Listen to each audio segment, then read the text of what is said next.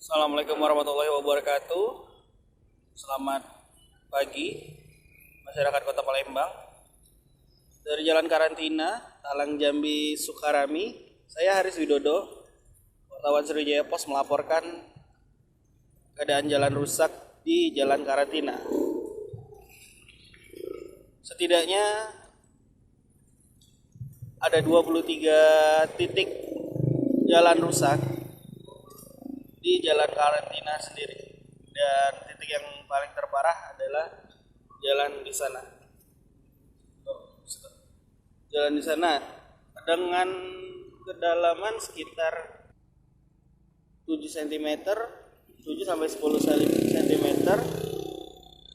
yang dengan diameter itu hampir memenuhi jalan. Ini kira-kira sekitar 3 meteran.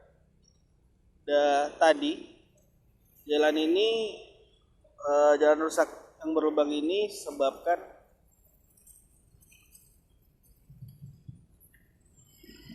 sebabkan kemacetan.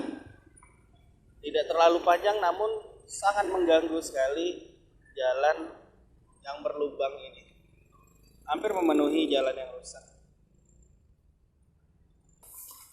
Ini Jalan Karantina yang bisa menembus Talang Jambi, daerah Talang Jambi.